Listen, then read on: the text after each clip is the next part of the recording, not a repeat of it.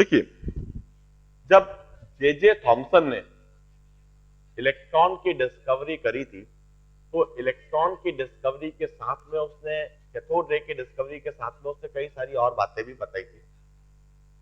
सबसे पहले जे थॉमसन ने ढेर सारे एक्सपेरिमेंट करके यह बात कंक्लूड करी कि जो कैथोड रेस है उनका अलग अलग कलर हो सकता है, and the colour of cathode rays depend on the nature of gas filled in the cathode ray tube.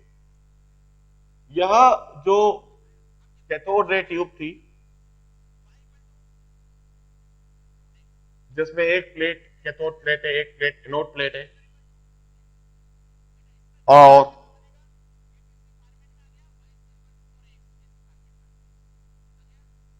इस तरह से इसके अंदर कैथोड रेस ट्रेवल करती हुई दिख रही है, और ये कैथोड रेस बिल्कुल वैसे ही ट्रेवल करती हुई दिख रही है जैसे आसमान में जब बिजली चमकती है और हमको एकदम से एक लाइट है तेजी से एक तरफ से दूसरी तरफ जाती हुई दिखती है। बिल्कुल इसी तरह से बिजली सी चमकती हुई इधर से इधर रेस ट्रेवल कर रही है, और इसका जो कलर है वो ब्लू कलर भी हो सकता है, ग्रीन कलर भी हो सकता है, येलो कलर भी हो सकता है। अलग अलग कलर की कैथोड रेस हमें मिल सकती है यदि हम अलग अलग गैसेस को इसके अंदर, यदि इसके अंदर हीलियम गैस रखी जाए तो कैथोड रे का कुछ अलग कलर है, नियॉन गैस के साथ अलग कलर है, आर्गन गैस के साथ अलग कलर है, और हाइड्रोजन, ऑक्सीजन, नाइट्रोजन, क्लोरीन, इन सभी गैसेस के साथ में यहां पर अलग अलग कलर उसको दिखाई दिया, और उसने स्टेटमेंट में यह बात लिख दी, the colour of cathode rays depend on the nature of gas in the cathode ray tube. Although उसका एक कंसेप्ट थोड़ा गलत था, कैथोड रे वाकई में किसी कलर की होती ही नहीं। ये जो गैसेस के साथ उसको कलर दिखाई दे रहा था, ये कैथोड रे का कलर नहीं था, ये वाकई में गैस मॉलिक्यूल्स के इलेक्ट्रॉन का जो एक्साइटेशन और डी एक्साइटेशन होता था उसकी वजह से वहां कलर दिखाई देने लगते।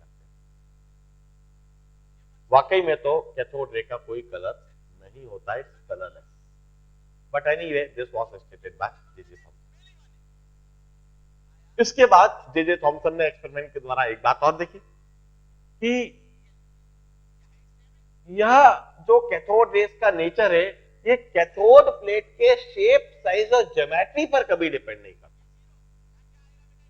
इस कैथोड की जगह पर आप कैसी प्लेट ले रहे हो इससे कोई मतलब नहीं। हाँ, मेटल से मतलब है, एल्यूमिनियम का मेटल है, कॉपर का मेटल है, इससे मतलब है। मेटल के ऊपर पोटेंशियल डिपेंड करेगा। एल्यूमिनियम मेटल के साथ आप कम पोटेंशियल पर कैथोड रे देख सकोगे, जबकि इसी जगह पर यदि आप जिंक की प्लेट ले लोगे तो आपको ज्यादा पोटेंशियल लगाना पड़ेगा।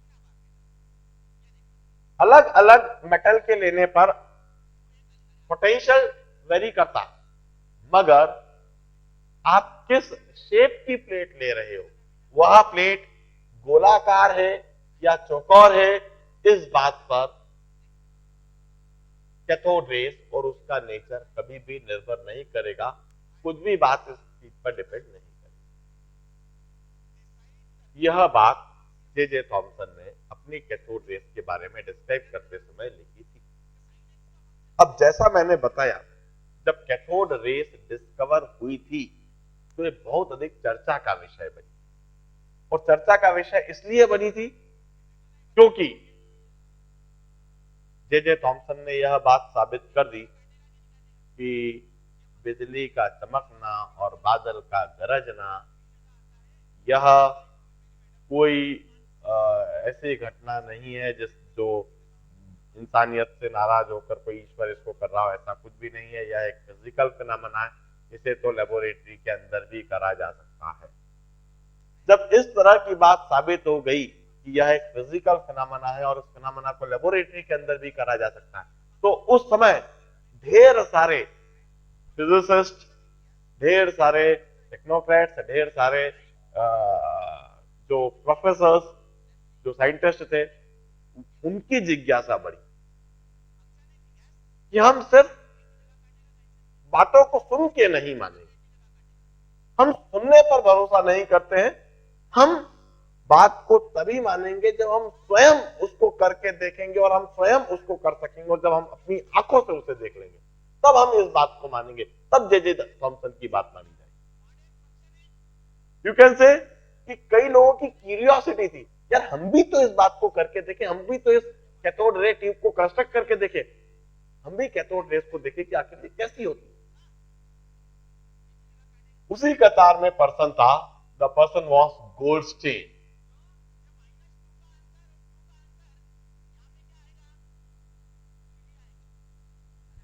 His basic idea was he simply wished to observe cathode rays.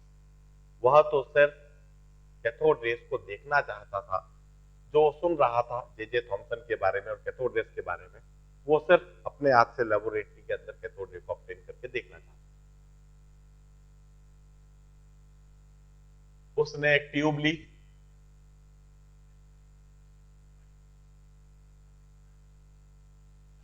क्योंकि एनोड प्लेट कैसी भी हो सकती है, किसी भी तरह की हो सकती है, उसने एनोड प्लेट किसी भी मेटल की चूज कर ली।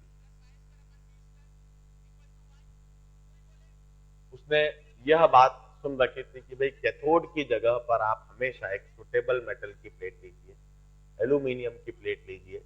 एल्यूमिनियम की प्लेट लेने से आपको आसानी से कैथोड रेस दिख सकेगी। You are searching of aluminium metal in surrounding, अपने चारों तरफ वह एल्यूमिनियम मेटल को सराउंडिंग में ढूंढ रहा था कि कहीं पर मुझे कैथोड की जगह पर एल्यूमिनियम की कुछ प्लेट मिल जाए। जगह जगह पर उसने देखा एल्यूमिनियम की कोई अच्छे शेप की, अच्छे साइज की प्लेट नहीं मिल रही थी जो कैथोड की जगह पर लगा। बाय चांस वो हाथ धोने के लिए सिंक में गया, वहां पर उसको वो जो सिंक होता है उस जगह पर एल्यूमिनियम की प्लेट दिख गई। वह एल्यूमिनियम की प्लेट में बीच बीच में ढेर सारे छेद थे जिनसे पानी नीचे सिंक होता। उसी सिंक की एल्यूमिनियम की वो जो गोल शेप थी, शेप भी काफी अच्छा था, वैसा शेप था जो उसकी ट्यूब के अंदर फिट भी हो सकता था, इजीली माउंट भी हो सकता था। वही प्लेट उसने निकाल ली। उस प्लेट में इस तरह के होल थे और इस तरह की प्लेट को उसने कैथोड की जगह पर माउंट कर दिया। सक्शन पंप से इसके अंदर की अधिक से अधिक एयर खींच ली, आर्गन गैस भरी और अधिक से अधिक आर्गन गैस को दोबारा खींच भी ली और इसे उसी सेटअप में कनेक्ट कर दिया। इसे हाई नेगेटिव और पॉजिटिव पोटेंशियल दे दिया and Goldstein observe the cathode rays in the similar manner as J Thomson. जैसे जे थॉमसन ने कैथोड रेस ऑब्जर्व करी थी, बिल्कुल उस तरह की कैथोड रेस गोल्डस्टीन को भी ऑब्जर्व हुई। मगर इन कैथोड रेस के ऑब्जर्वेशन के साथ गोल्डस्टीन को एक और ऑब्जर्वेशन हुआ, दैट वाज यह जो कैथोड प्लेट थी, इस कैथोड प्लेट के पीछे यह जो ग्लास सरफेस था यह गर्म होता हुआ दिखा और गर्म होकर यह येलो होता हुआ दिखा। कांच का यह सरफेस येलोइश हो गया और येलो हॉट होता हुआ उसको दिखा। Now this was a new observation observe by Goldstein. Goldstein ने एक नई बात ऑब्जर्व करी। इनफैक्ट इस तरह की बात कभी भी जे थॉमसन ने ऑब्जर्व नहीं करी थी, और चूंकि इस तरह की बात जे थॉमसन ने कभी भी ऑब्जर्व नहीं करी थी, इसलिए जे थॉमसन के जो आर्टिकल्स थे, जो जे थॉमसन का जो प्रेजेंटेशन था, उसमें कहीं पर भी इस तरह की कोई बात का जिक्र नहीं था। This was the new observation made by Goldstein. जब गोल्डस्टेन ने यह बात ऑब्जर्व करी तो सबसे पहली बात गोल्डस्टेन ने एकदम से कहा कि probably there are anode rays. सबसे पहली बात बिना सोचे समझे गोल्डस्टेन ने एनोड रेस के एग्जिस्टेंस को कंसेप्चुलाइज करा। उसने कहा कि शायद वहां पर एनोड रेस, उसने सोचा कि यदि कैथोड प्लेट से कैथोड रेस एमिट हो सकती है तो अवश्य एनोड प्लेट से एनोड रेस एमिट हो रही होंगी, और यह एनोड रेस जब इन परफोरेशन से पास हो रही होगी तो इस परफोरेशन से पास होते हुए वो पीछे जाकर टकरा रही है और इधर येलो सरफेस हो जा रहा है। जैसा कि जे थॉमसन ने अपने एक्सपेरिमेंट में भी दिखाया था कि कैथोड रेस क्षेत्र से पास हो जाए तो येलो स्पॉट पीछे बच जाता है। तो जे थॉमसन के उसी तरह से गोल्डस्टेन ने अपनी मोटी बुद्धि लगाते हुए यह कह दिया कि शायद वहां पर कुछ एनोड रेस, और वो एनोड रेस एनोड से कैथोड की तरफ ट्रेवल कर रही है और वो परफोरेशन से पास हो रही है, तो आगे बढ़ के इसको वैसे ही पीला कर रही है जैसे जे थॉमसन के एक्सपेरिमेंट में भी हुआ। गोल्डस्टेन ने से सभी ने पूछा कि भाई ठीक है, हम मान सकते हैं, हम आपकी एनोड रेस वाली बात को मान सकते हैं, मगर जे थॉमसन ने सिर्फ ऐसे ही थोड़ी ना कहा था। जे थॉमसन ने अपनी कैथोड रेस कहने से पहले काफी सारे एक्सपेरिमेंट करे। उसने क्रॉस रख के देखा, उसकी परछाई बनते देखी, उसकी शैडो बनते देखी। उसने पेडल व्हील रखा, पेडल व्हील को घूमते हुए देखा। उसने इलेक्ट्रिक फील्ड लगाकर इलेक्ट्रिक फील्ड में उन रेस को डिविएट होते हुए देखा। मैग्नेटिक फील्ड लगाकर मैग्नेटिक फील्ड में भी रेस को डिविएट होते हुए देखा। और इस तरह से उसने पुख्ता सबूत दिए, सॉलिड प्रूफ दिए कि वहां पर कुछ रेस है, कुछ पार्टिकल्स है, कुछ इलेक्ट्रॉन्स है। और उनके प्रूफ देने के बाद में उसने उसके ई/एम रेशियो को डिटरमाइन करके भी दिखाया। तो यदि आप एनोड रेस की प्रेजेंस बोल रहे हो तो उन एनोड रेस की प्रेजेंस को एक्सपेरिमेंट के द्वारा प्रूव तो करो, उसके बाद में इस बात को कहो। ठीक है भाई, गोल्डस्टेन ने कहा अभी हम एक्सपेरिमेंट करते हैं। गोल्डस्टेन ने अपनी इन एनोड रेस के साथ में एक्सपेरिमेंट करने की कोशिश करी। सबसे पहले उसने किसी कैथोड रे ट्यूब के अंदर एनोड को बिल्कुल भी डिस्टर्ब नहीं करा। अपनी इस कैथोड प्लेट को उसने थोड़ा आगे शिफ्ट कर दिया। एक्सपेरिमेंट करने के लिए थोड़ी स्पेस बनानी है भाई पीछे। और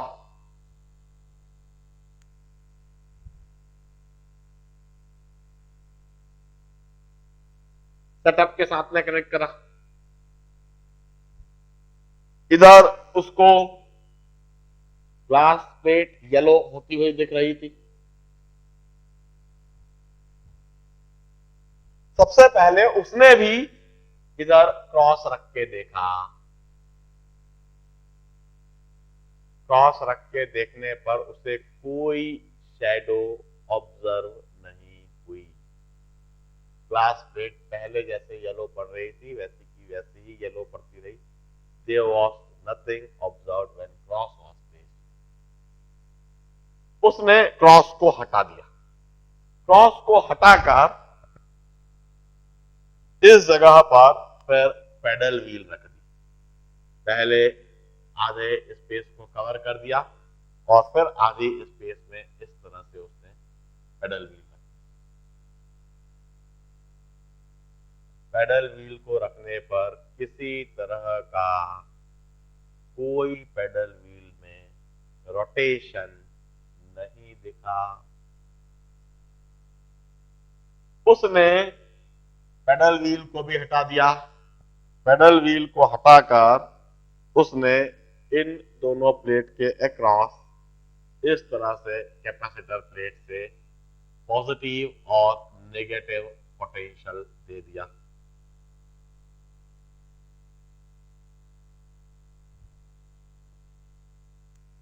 किसी तरह का या जो येलोइश हो रहा था ग्लास सरफेस, इसमें किसी तरह का कोई डिविएशन, कोई डिफ्लेक्शन नहीं। जैसी ग्लास प्लेट येलो हो रही थी वह होती रही, कहीं कोई रेस का डिविएशन डिफ्लेक्शन बीच में क्रॉस रखा हुआ है मगर उसका ना तो शैडो पहले बन रही थी तो शैडो में डिविएशन डिफ्लेक्शन भी नहीं दिखा था। उसने मैग्नेटिक फील्ड भी रख के देख लिया, कहीं कोई असर नहीं दिखा। गोल्डस्टीन ने कहा कि नहीं कुछ गड़बड़ी है, शायद एनोड रेस जैसी तो कोई चीज नहीं है। कैथोड रेस, पहले उसका कहना था जिस तरह से cathode negatively charge cathode rays emit करता है ऐसे एनोड भी positively charge anode rays emit करना चाहिए। उसने कहा कि नहीं कोई एनोड रेस तो नहीं है, शायद मेरी गलती है, एनोड रेस जैसी कुछ भी चीज नहीं देखी। गोल्डस्टीन ने बड़ी जल्दी अपनी गलती को स्वीकार कर लिया, मगर फिर गोल्डस्टीन मगर कुछ तो है, कुछ तो है। तो ये प्लेट पीछे जो येलोइश हो रही है इसकी क्या वजह है? कुछ एनालिसिस कुछ एक्सपेरिमेंट करने पर उसको समझ में आ गया कि यदि हम इस ट्यूब के अंदर गैस हटा लेते हैं, गैस का प्रेशर कम करते जाते हैं तो ये येलोइश होना कम हो जाता है, और यदि इस ट्यूब के अंदर गैस ज्यादा होती है तो इधर हीटिंग इफेक्ट ज्यादा होता है। कुछ एक्सपेरिमेंट से उसको यह बात समझ में आ गई कि जब इस ट्यूब के अंदर जो गैस मॉलिक्यूल्स हैं, इन गैस मॉलिक्यूल्स से जब फास्ट मूविंग इलेक्ट्रॉन टकराते हैं तो फास्ट मूविंग इलेक्ट्रॉन इस गैस एटम के अंदर से इलेक्ट्रॉन्स को नॉकआउट कर देते हैं, इलेक्ट्रॉन्स को निकाल के बाहर ले जाते हैं, और इस गैस मॉलिक्यूल्स के इलेक्ट्रॉन, इस गैस मॉलिक्यूल से इलेक्ट्रॉन के नॉकआउट हो जाने से इन गैस मॉलिक्यूल्स पर पॉजिटिव चार्ज आ जाता है। पहले गैस के एटम न्यूट्रल थे, फास्ट मूविंग इलेक्ट्रॉन इनसे टकराए, फास्ट मूविंग इलेक्ट्रॉन इनसे टकरा के इनके अंदर के कुछ इलेक्ट्रॉन लेकर बाहर निकल लिए, और इस वजह से गैस मॉलिक्यूल पर पॉजिटिव चार्ज आ गया। यह positively charge gas molecule negatively charge cathode plate की तरफ अट्रैक्ट होने लगता है। यह positively charge gas molecule negatively charge cathode plate की तरफ अट्रैक्ट होने लगता है। जब यह नेगेटिवली चार्ज कैथोड प्लेट की तरफ मूव करता है तो प्लेट तक पहुंचते पहुंचते इसके पास अच्छी खासी वेलोसिटी आ जाती है। उस वेलोसिटी की वजह से जब भी ये परफोरेशन से टकराता है तो परफोरेशन से टकराने पर वो वहीं पर रुकने के बजाय आगे बढ़ता चला जाता है। अब ये हाई काइनेटिक एनर्जी के साथ गैस आयन जब आगे बढ़ता है और इस कांच के सरफेस से टकराता है तो उसको ढेर सारी एनर्जी देता है। उसको ढेर सारी एनर्जी के देने से यह कांच का सरफेस गर्म होने लगता है और गर्म होकर यह येलोइश हो जाता है। इस तरह से कांच का यह सरफेस येलोइश दिखने लगा था। यह बात उसको समझ में आ गई, मगर इस बात के समझते से एक और बात समझ में आ गई कि भाई एक गैस का एटम इलेक्ट्रिकली न्यूट्रल होता है, इसमें से जब एक इलेक्ट्रॉन या कुछ इलेक्ट्रॉन बाहर निकल जाए तो यह पॉजिटिवली चार्ज हो जाता है। यदि यह गैस का एटम इलेक्ट्रॉन के निकलने से पॉजिटिवली चार्ज हो जाता है, इसका मतलब एटम के अंदर नेगेटिवली चार्ज इलेक्ट्रॉन के साथ में कुछ पॉजिटिवली चार्ज पार्टिकल भी होना चाहिए। गोल्डस्टीन ने भरपूर प्रयास करा, अलग अलग तरीके से प्रयास करा, मगर वह उस पॉजिटिवली चार्ज पार्टिकल को कभी भी किसी भी गैस के एटम से या किसी भी मेटल के एटम से कभी भी वो निकाल नहीं पाया। मगर उसने यह बात पाई कि एटम के अंदर से इलेक्ट्रॉन को निकाल के एटम को पॉजिटिवली चार्ज बनाया जा सकता है। उसने ढेर सारे एक्सपेरिमेंट से यह बात कंक्लूड कर ली कि हाइड्रोजन एक ऐसा एटम है जिसके अंदर से सिर्फ एक ही इलेक्ट्रॉन बाहर आता है। हाइड्रोजन के पास में से जब एक इलेक्ट्रॉन को बाहर निकाल दिया जाए तो वहां पर उसके पास जो पॉजिटिव चार्ज बनता है that is the minimum possible positive charge.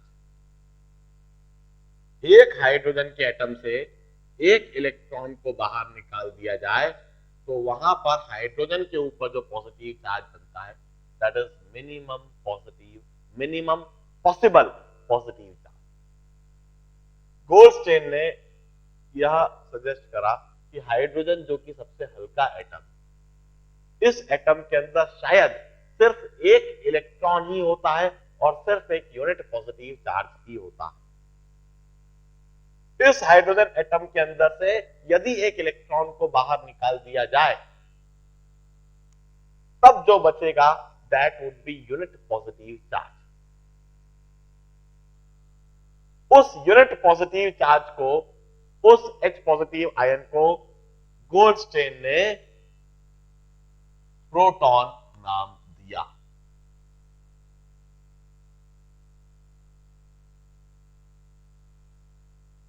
Goldstein ने हाइड्रोजन के पास जो मिनिमम पॉजिटिव चार्ज था, जिसको यूनिट पॉजिटिव चार्ज कहा, उसको प्रोटॉन नाम दिया। इस तरह से Goldstein conceptualized the presence of proton। Goldstein ने कभी भी प्रोटॉन को अलग आइसोलेट करके कभी भी नहीं दिखा पाया, मगर गोल्डस्टेन ने यह जरूर कंसेप्चुलाइज कर दिया, यह बात जरूर प्रूव कर दी कि एटम के अंदर उसके इलेक्ट्रिकली न्यूट्रल होने के लिए इलेक्ट्रॉन के साथ में प्रोटॉन की प्रेजेंस अनिवार्य है, पॉजिटिवली चार्ज प्रोटॉन की प्रेजेंस अनिवार्य है। और उसने कहा कि एक प्रोटॉन के पास में जो चार्ज होता है उसको प्लस ई लिखा जा सकता है, that should be equal and opposite to that of charge of an electron, तभी एटम इलेक्ट्रिकली न्यूट्रल होएगा। हाइड्रोजन H पॉजिटिव आयन के पास में जो चार्ज था वही प्लस ई चार्ज था, and that was plus 1.6 into 10 to the power minus 19 coulombs।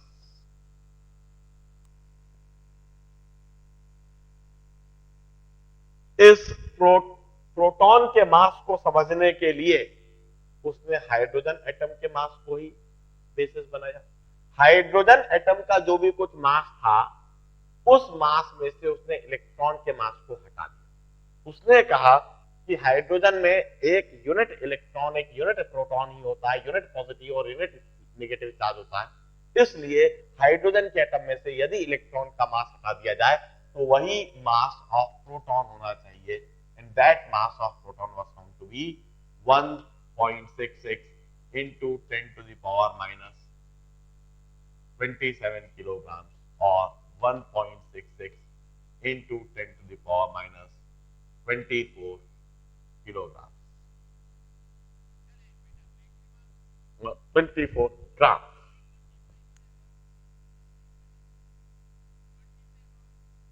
और it's 1.0076 AMU। This was the mass of proton and the charge of proton as determined by Goldstein. इस तरह से Goldstein ने proton की discovery करी, proton के existence को conclude करा। प्रोटॉन के डिस्कवर होने के बाद it was sir James Chadwick. James Chadwick in fact alpha rays के साथ काम कर रहे थे, वही काम कर रहे थे जो शायद रदरफोर्ड कर रहा होगा। उस समय तक रेडियो एक्टिविटी डिस्कवर हो चुकी थी, रेडियो एक्टिव सब्सटेंस डिस्कवर हो चुके थे, और रेडियो एक्टिव सब्सटेंस से रेडिएशन, निकलने वाली रेडिएशन वह समझ में आ चुकी थी, और यह समझ में आ चुका था कि ये बहुत खतरनाक, बेहद घातक रेस है जो बहुत नुकसान पहुंचाती है, जो जान ले लेती है। कुछ समय तक यदि ह्यूमन बॉडी पर इंसिडेंट हो जाए तो व्यक्ति 4-6 महीने ही जीवित रह सकता है, 4-6 महीने के अंदर ही वह कैंसर से ग्रस्त हो जाएगा और मर जाएगा। और उस समय वही सवाल प्रिवेल कर रहा था कि किस तरह से इन रेडियो एक्टिव सब्सटेंस से निकलने वाली रेडिएशन को रोका जाए, कंट्रोल करा जाए, इनको कैसे इनसे होने वाले नुकसान से बचा जाए। क्योंकि बार बार दिमाग में सिर्फ एक ही सवाल आता है कि यदि रेडियो एक्टिव सब्सटेंस से निकलने वाली रेडिएशन इतनी अधिक खतरनाक है तो इन्हें यदि कंट्रोल कर लिया जाए तो कंट्रोल करने के बाद यह उतनी ही अधिक उपयोगी भी साबित हो सकती है। ये बात मैं आपको पहले ही बता चुका हूं लेक्चर में कि जो चीज जितनी ज्यादा खतरनाक होती है वो चीज उतनी ही ज्यादा उपयोगी भी होती है यदि उसके खतरे से निपटने के तरीके को समझ लिया जाए तो। यही बात साइंटिस्ट कम्युनिटी के बार बार दिमाग में आती थी कि यदि रेडियो एक्टिव सब्सटेंस से निकलने वाली रेडिएशन इतनी खतरनाक है तो किसी तरह से इनको कंट्रोल करा जाए और कंट्रोल करने के बाद फिर इनके उपयोग को सोचा जाए। चार्डविक भी बस यही कर रहा था। वो तो रेडियो एक्टिव सब्सटेंस से निकलने वाली अल्फा रेस को रोकने की कोशिश कर रहा था और उनको रोकने के लिए वो उन अल्फा रेस को तरह तरह के मेटल्स पर इंसिडेंट कर करके देख रहा था। अब उसने क्या देखा कि जब वह मेटल सरफेस पर, यह मेटल सरफेस है, इस मेटल सरफेस पर जब अल्फा पार्टिकल्स इंसिडेंट करता है तो इस अल्फा पार्टिकल के इंसिडेंट करने से वहां पर छोटे छोटे particles, heavy particles, massive particles emit होते हैं। उनके पास में अच्छा खासा मास है, अच्छी खासी वेलोसिटी है, अच्छा खासा मोमेंटम है और यह पार्टिकल्स फोटोग्राफिक प्लेट को काला भी कर रहे हैं, मगर ना तो इलेक्ट्रिक फील्ड में डिविएट हो रहे हैं ना मैग्नेटिक फील्ड में डिविएट हो रहे हैं। इनका मास लगभग प्रोटॉन के जैसे ही दिख रहा है मगर इनके पास कोई चार्ज नहीं दिख रहा है। James Chadwick